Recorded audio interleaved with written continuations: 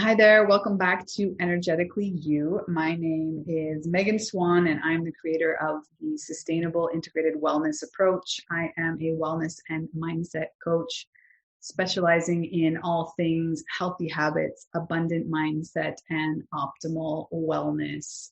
I work with powerhouse women that are looking to optimize their peak performance through tweaking their mindfulness practices, nutrition, and overall intuition, tuning into their energy, biorhythms, and honoring their sleep cycle. Today, I have the honor of chatting with Eric Winters, who is a self-leadership coach. I can't wait to ask him about that title. He has over 20 years of experience in international corporate life, 2 master's degrees in human behavior change, and over 12 years of helping leaders and their teams become their best selves to meet workplace challenges effectively. He's here to tell us about his work and his book, which is called Swipe Right on Your Best Self, Simple Steps to a Bolder Life with Fewer Regrets. So let's dive in.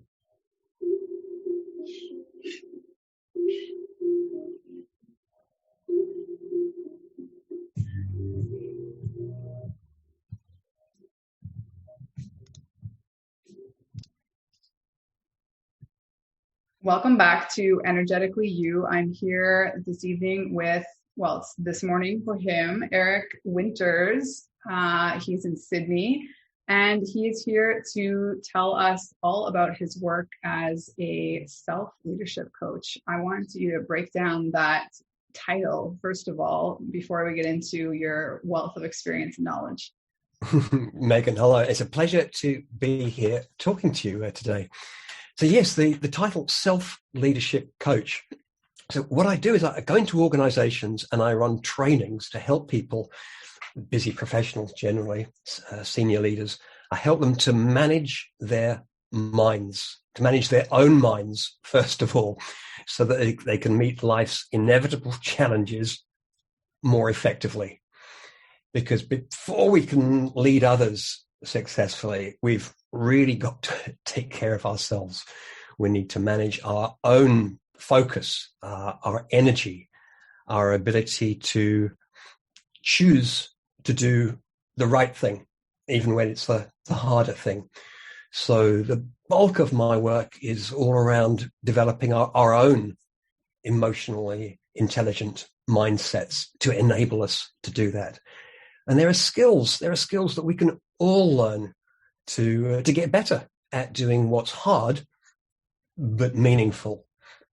And what I hear again and again is people, they traipse into these workshops. Sometimes they've been sent and they'll say, oh, I've got to attend this workshop. And the first thing I do is let them know that this is really a set of skills for outside of work, because developing our ability to make good decisions, to choose to meet challenges well, it applies not just to professional life, but to our relationships with those we love, with the foods we choose to put in our mouths, choosing to do what's right and nourishing rather than what's expedient and fun. And yeah, just how we spend our time, so that they perk up quite quickly when they realize that these set of skills, developing emotional intelligence, it's not just for work, it's for life. And yeah, it's a lot of fun. Love that you use the word nourish. And I'm curious if you can share with us some of the things that you start with. I mean, for me, meditation and journaling have been really key tools to help me have more, well, the meditation specifically, just that pause before I react to a situation, which has been very impactful in my life in many ways across the board. Like you say, it applies to everything. Are there other sort of pinpoints that you always start with, a baseline? Yeah, I'm a big fan of meditation too, Megan. I think it might be one of the top 3 things I've discovered in my life that has really elevated the quality of my living. The ability to notice and be present and choose. So there are a number of things we do with people. But while we're on the topic of simple strategies, not that mindfulness is that simple, it takes a certain amount of practice.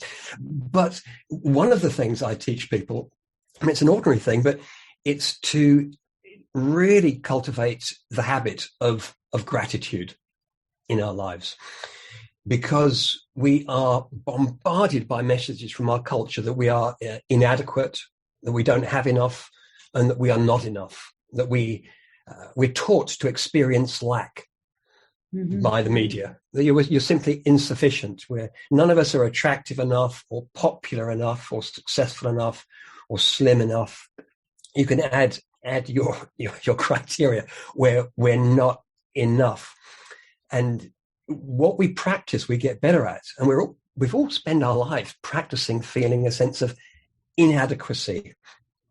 And this just shifts us into a depleted mindset where truly being present and choosing what we're going to do is much, much harder if we're experiencing a continual sense of inadequacy and threat. And one of the things that we can do, there's a lot of things we can do to bolster ourselves, but one of them is to cultivate the practice of gratitude. And I used to practice it in very traditional ways, to savor my experience as I walk around, to taste my coffee, to enjoy my food, to appreciate things in my life. But I learned a wonderful new exercise this year that I'd like to share with you. Please. And it is really dialed up for me, my experience of gratitude. And it's this, and it turns out it's a very old Stoic practice. This comes from 2,000 years ago. And the idea is that everything we do in our life, at some point, we will do it for the last time. Everything. It could be at a meal at a restaurant before it closes. You might have a conversation with someone and maybe they'll leave the country or they'll move to a different city. You might not see them again.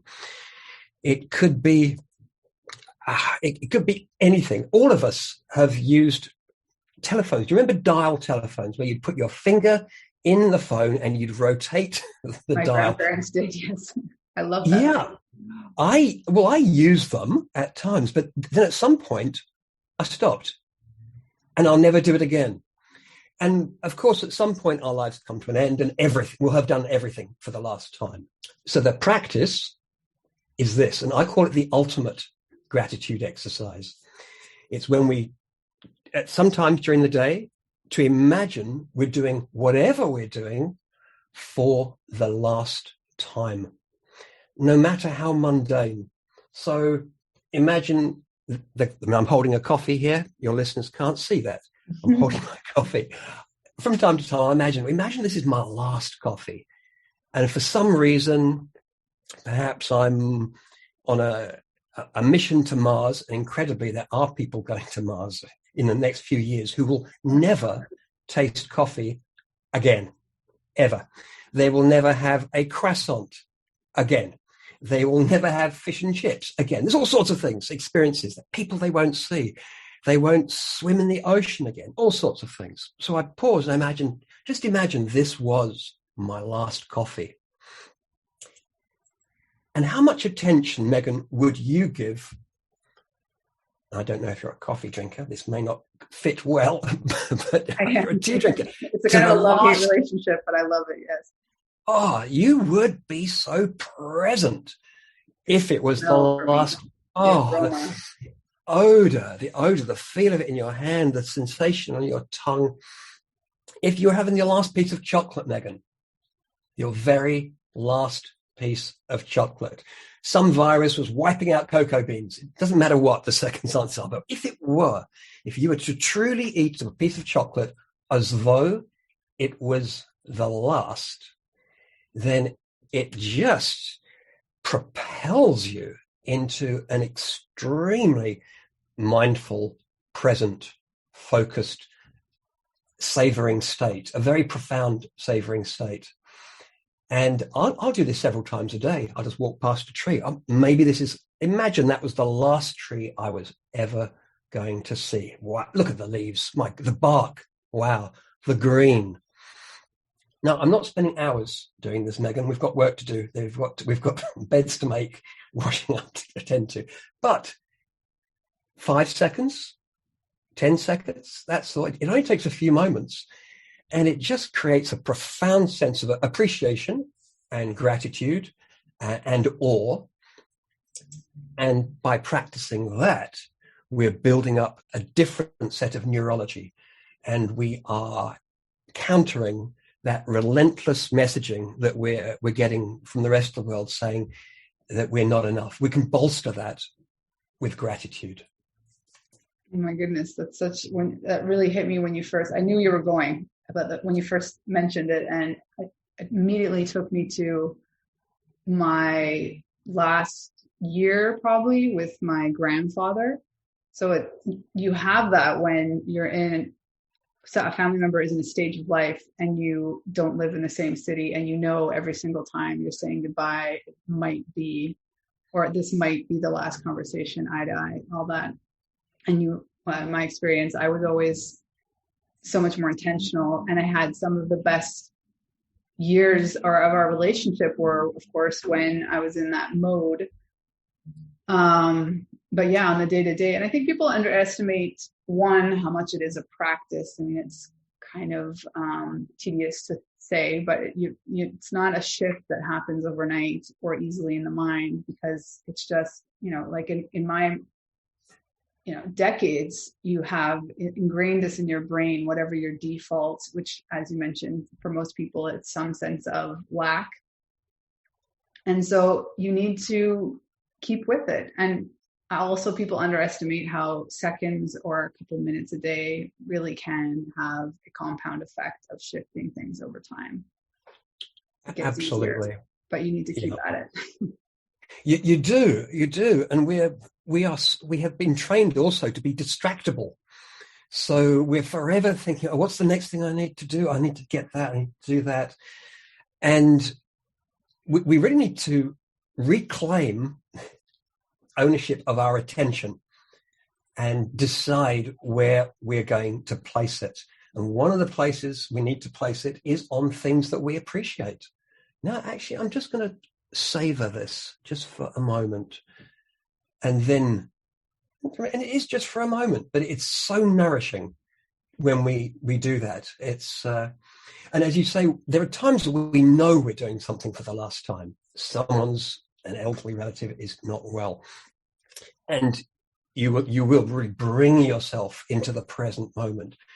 But we shouldn't wait until the people we care for are sick. We can be with them in that appreciative, present, purposeful way right now. Yeah, I find this is a practice always, but even more now in the pandemic. I've been homeschooling or had, my kids and I have been in the house for a year, since March of last year. And wow. They just finished school today. Of course, the turning off of the iPad was finishing grade 1 and grade 3 for them. But the point I was thinking of making is how I answer them. I try and be as conscious. Obviously, I'm not always, the perfect mom by any means, but just taking that deep breath and pause to the mommy, instead of just answering in the mode, because I'm in my head. I'm not doing I'm not present at that when they're asking for my attention. And so instead of snapping taking the deep breath and, yes, my love, what is it? And because that becomes so ingrained to them, the type of energy you're answering with. And I think, I'm sure it applies on the corporate level as well, but that's more my present day experience lately. Well, that capacity to pause is a superpower. I don't think we should underestimate it. Pausing before doing pretty much anything just interrupts that automaticity.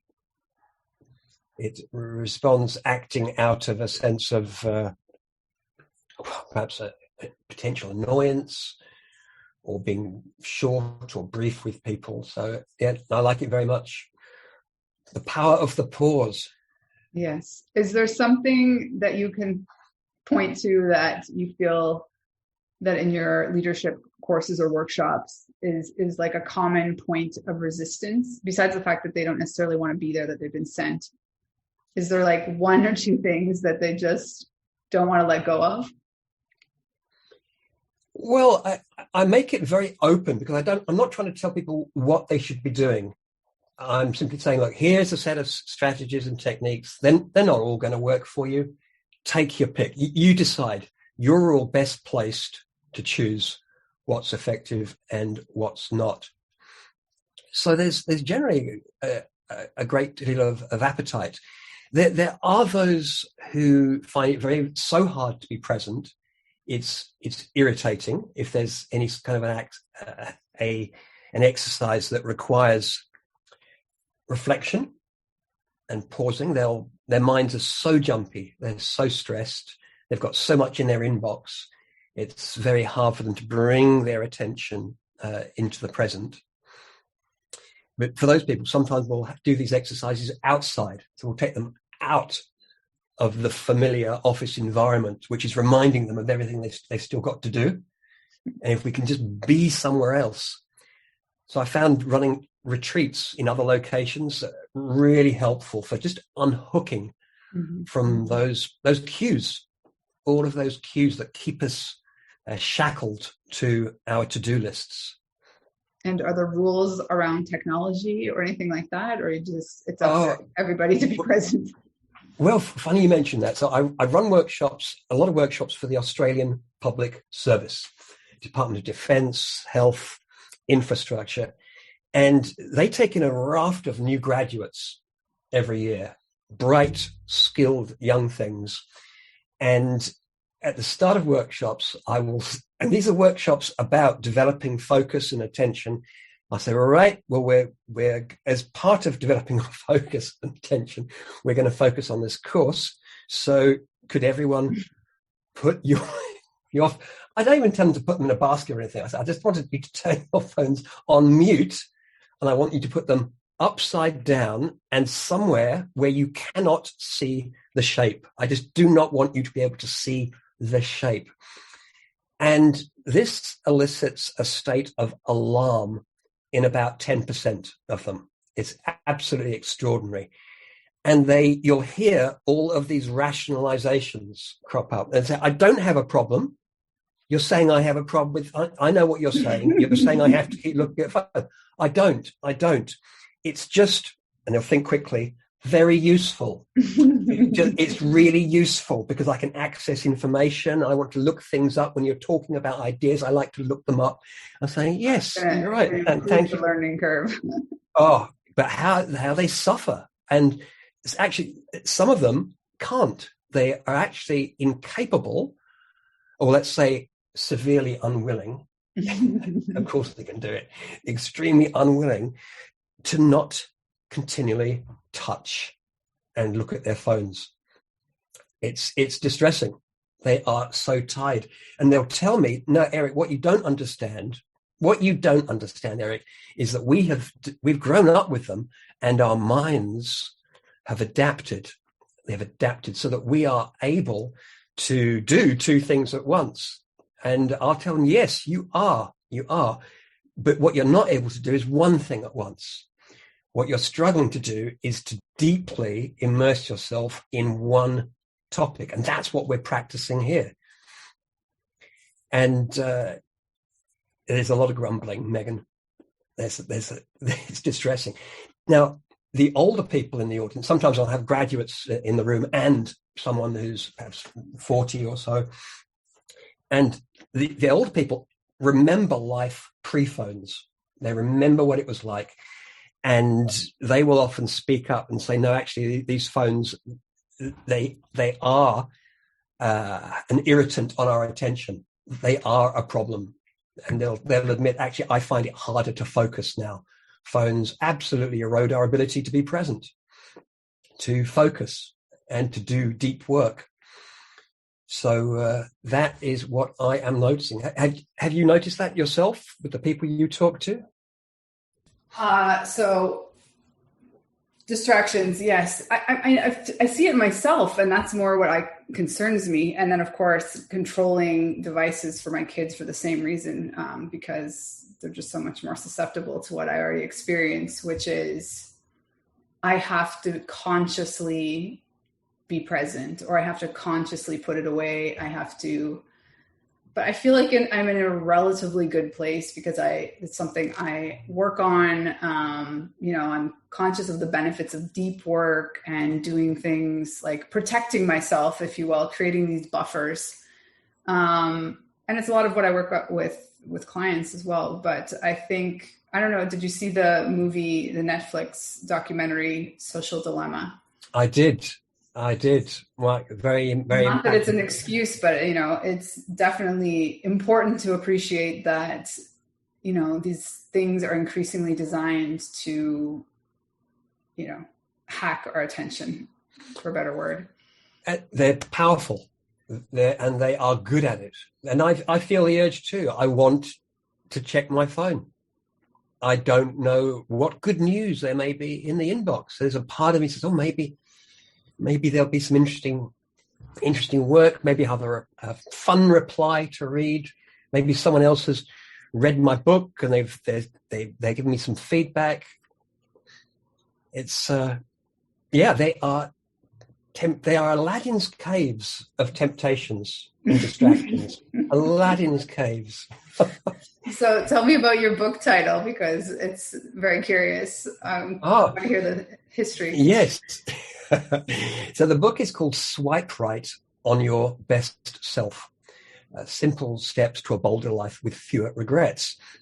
And I was giving a talk just 3 weeks ago, and there was a Dutch lady in the audience, and she said, Eric, swipe right. What on earth are you talking about here? What do you mean? And I explained that there's a lot of apps now, on the phone.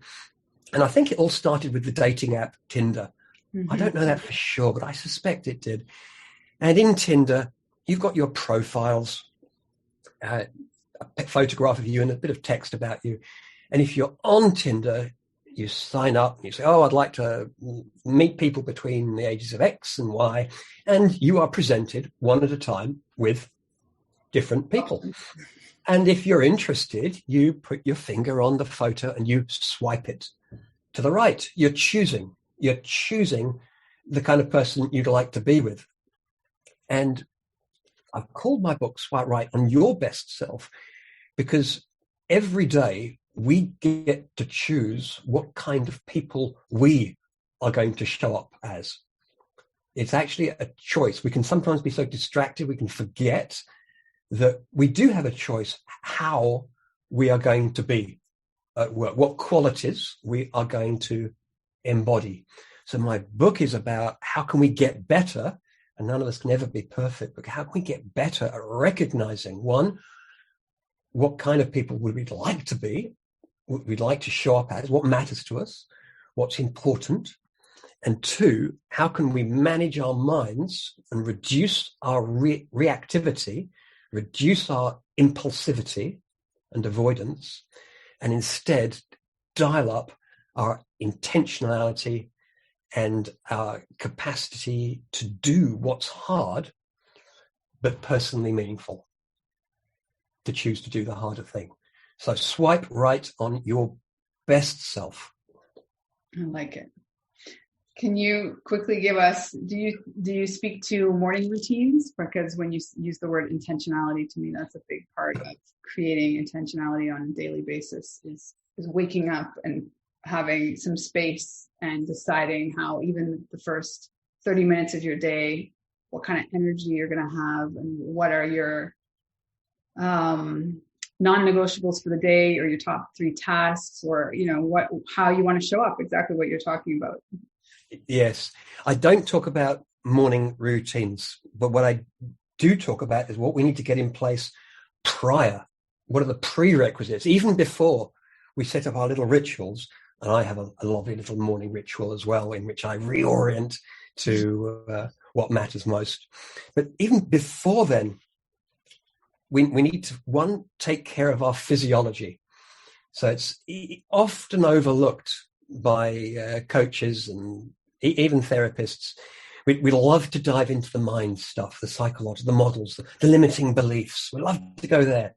But before we go there, we really need to attend to the fundamentals that are going to impact whether or not we can choose to do the harder thing. And the fundamentals, we all know what they are.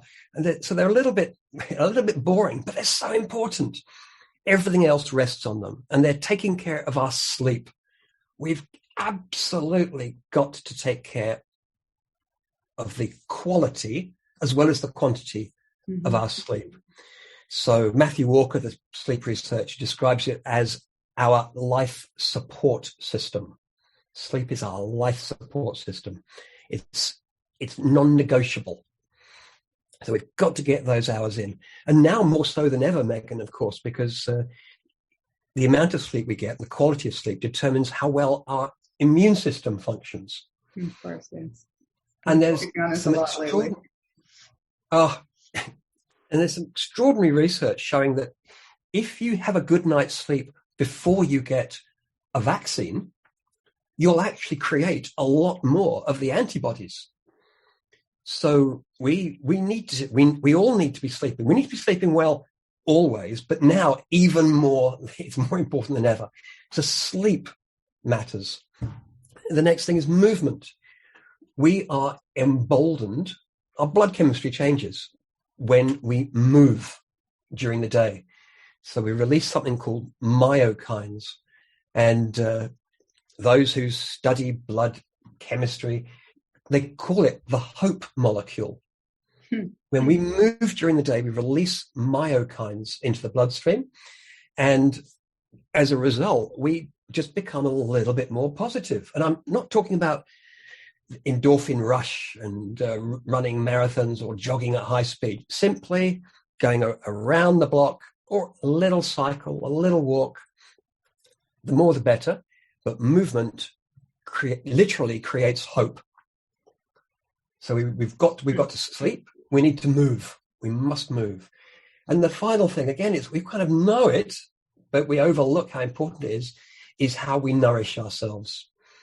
And the quality of the food we eat will either give us a steady, stable, positive mood. So there is good mood food, or it will deplete us. And more we're realizing now that our mood is actually dependent on the health of our gut. And I'm not talking about the health of our actual innards, but it's the ecosystem. It's like we've got this inner barrier reef. Well, the coral reef has got all the fish around it and anemones and some sharks and octopus and seahorses, all sorts of things on a real reef in the sea. It turns out in our guts, it's like a zoo in there. There's an awful lot of life going on. And when we eat too much sugar or too many carbs, the quality of the life, it all shifts on the reef. It all shifts to being just predominantly dominated by one sort of bacteria and fungus and viruses. There's less diversity and our mood plummets. And when we eat less sugar and carbs, there's much more diversity, lots of different little bugs on the inside, and it elevates our mood. So extraordinarily, the quality of the food we eat doesn't just nourish us directly, but it's nourishing an ecosystem which impacts our mood. So we've got to attend to those things: sleep, movement, and food. Those are the first things that I ask people to attend to. And I know these things are important in your life, Megan. Yes. I mean, I'm the opposite. Like, I tend to work with people on the mind stuff after exactly what you said. I mean, people come to me usually for advice on what they should be eating based on how they perceive my expertise. I talk a lot about doing detoxes as a wellness tool for that same thing. I feel like you need to peel back these layers before you can really get the kind of traction and energy that you want to, because you need sustainable energy to make these changes or be consistent with these practices. Yeah, absolutely. So, and I love that word, sustainable. energy. Getting non-sustainable energy is never been more affordable to get. I've never seen such big chocolate bars, Megan. I don't know what it's like where you are, but my goodness, in the supermarkets, for not very much, you can take a kilo or more of chocolate home with you. Wow. No, here in Mexico, the problem is Coca-Cola. Oh, they have 5-liter bottles of Coca-Cola here. No. I can't imagine people like having breakfast with a Coca-Cola. My goodness. I have to imagine that in just a few years, we'll look back in horror that it used to be legal to buy fizzy sugar drinks in the shops. Can you believe that? They used to drink that. I remember the doctor. There was a great New York Times article, and I can't remember who the quote is, but I think he was the first to determine, that basically sugar is the next nicotine in terms of regulation. Yeah, good. Pleased to hear it. So after I've talked to people about those, I talk about getting fit for purpose. The sleep, the exercise, the nutrition. We've got to get fit for a purposeful life. First, we attend to that. Then I turn my attention to 3 mindsets that I think help us to orient to a more courageous lifestyle. And the first one we've mentioned is gratitude, but I call it defiant gratitude. I'm encouraging people to be grateful in spite of the advertising that's telling them that they're not enough. And also in spite of the fact, we don't like to talk about it, but we're not actually here forever. Okay. We've all got a certain number of years on the planet, and that can throw us into something of a panic if we reflect upon it. Our mortality is not something we like to think very much about. But if we're not grateful for the moments we have each day, if we turn away from recognizing just how precious they are, they're irreplaceable. Every minute we have is irreplaceable. If we turn away from the limitedness of our lives, our mortality, then we diminish a sense of urgency. We rob ourselves of a sense of urgency to live boldly right now. And we need to live boldly. If we're going to have our richest lives, we need to boldly ask for what we want, put in place barriers around our time and our energy. We need to speak up in meetings. We need to be heard. We need to ask for what we want in our relationships. We need to be bold enough to leave sometimes our relationships. Mm-hmm. So a meaningful, rich life that's authentic it asks us to be bold every day. And one of the 3 mindsets that supports that is a sense of defiant gratitude. I'm going to be grateful in spite of everything. I'm going to appreciate what I've got. I'm not saying I'm going to stick with what I've got. I'm not saying I'm not going to make efforts to improve my relationships or the quality of my life, but I'm going to appreciate what I do have at the same time as I purposefully reach for more for myself and for others. So defiant gratitude is the first mindset we'll talk about. And the next one is self-compassion.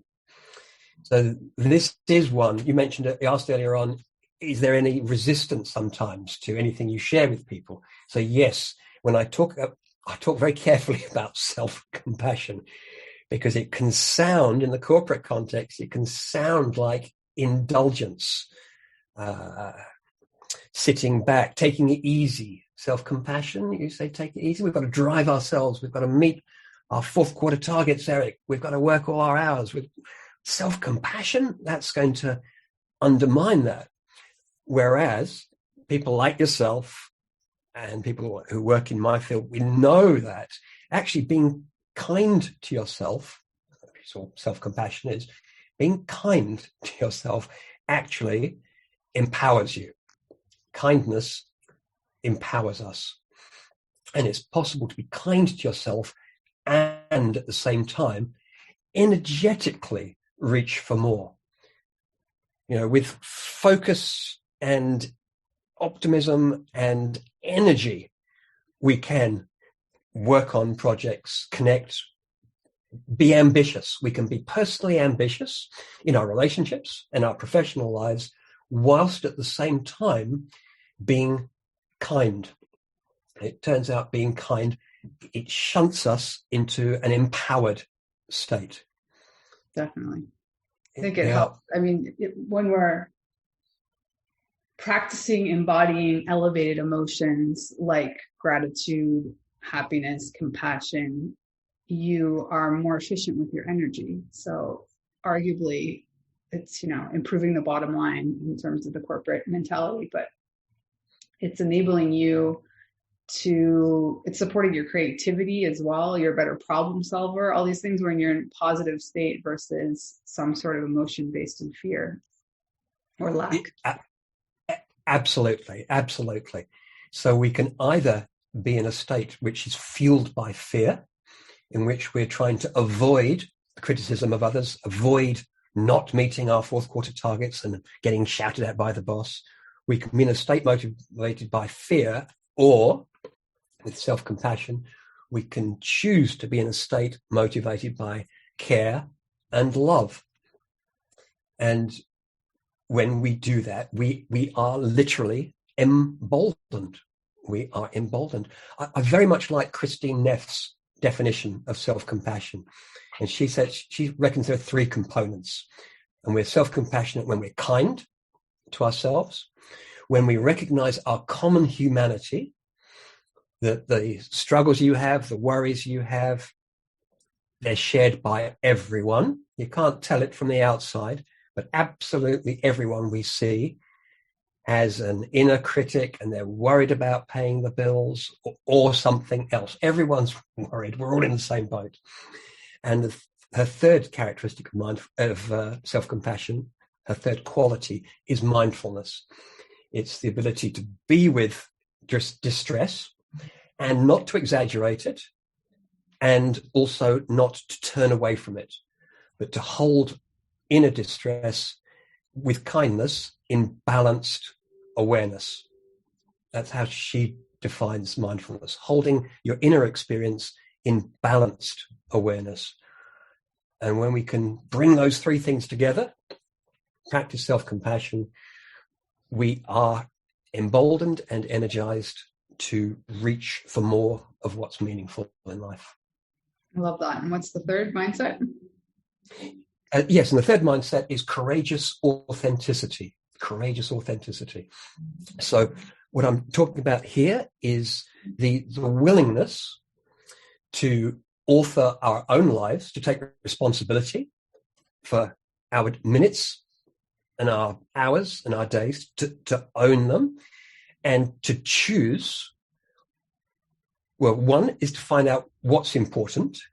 To be authentic, we need to know what truly does matter to us. If we're going to author our life, we need to put in a little bit of work thinking about, okay, what would it look like? And courageous authenticity is the willingness to do what is hard while it's hard. So it's not waiting until I'm completely confident, not waiting until I have no fear, no doubt, no uncertainty. If we wait until we're completely confident, we will never do it. I think it was Seth Godin that said something along the lines of, if you wait until you're ready, it's too late. So we do not wait until we're ready. We need to develop the capacity to acknowledge that anything important to us in life is going to be hard. Messy. Anything. Yeah. And probably the more important it is, the more hard it will be, the more challenging. So we need to own that there is going to be a price to be paid in reaching for the relationships that we want, in applying for more senior work, perhaps, taking on new responsibilities. Everything in life that is really meaningful is going to come at a price. There is a price. And if we can be willing to pay the price, to be willing to be courageously authentic, then we won't wait as long. We will take action. I like that. So that's the third mindset, courageous authenticity. That's beautiful. So is the book new? When's the book out? Well, the book was, it came out last year, which was just a terrible year. I wrote it before the pandemic hit. I was writing the last sentences as a pandemic erupted. So it was a really bad year to release a book. I'd imagined, as I was writing it, I'd visualized myself standing in front of audiences, talking about the content. Mm-hmm. And I'd had no idea I'd spend so much time on Zoom. Presenting it. Yes. So it is, it has been out for 7 or 8 months. So it was published late last year. And it's available on Amazon. There's a Kindle version as well. And if listeners are interested, they can download the first chapter. Actually, it's the first chapter and a half or so of the book from my website at no charge. So you can taste it, see if it's the sort of thing. And in fact, I'm willing to say, if you like the first page, you'll like the rest. So you don't have to read the whole download. You could read one page, and it all begins in the acknowledgements. I don't wait until the introduction. I begin the book in the acknowledgements. Wonderful. We'll share all those links in the show notes. Is there anything else you want to leave us with? Parting thoughts? Well, I might leave you with a quote from Winston Churchill. Let's see if I've got it here. Yeah. Success is not final. Failure is not fatal. It is the courage to continue that counts. So I turn to those words from time to time. Courage isn't always wrestling with hijackers on a plane. We mostly, courage is small acts of continuing each day, continuing to love our kids when they're being difficult, continuing to focus on a project when we're tired and when we'd rather do something else. It's continuing to practice what matters most. So I think Winston had it right. It's the courage to continue that counts. And I love that within your frame of authenticity. Yes. Perfect. Well, thank you so much, Eric, for being here with us this evening for me, this morning for you. I hope you have a wonderful day there in Sydney, and we will be in touch. Wonderful. Thank you very much for having me, Megan. It's been a pleasure.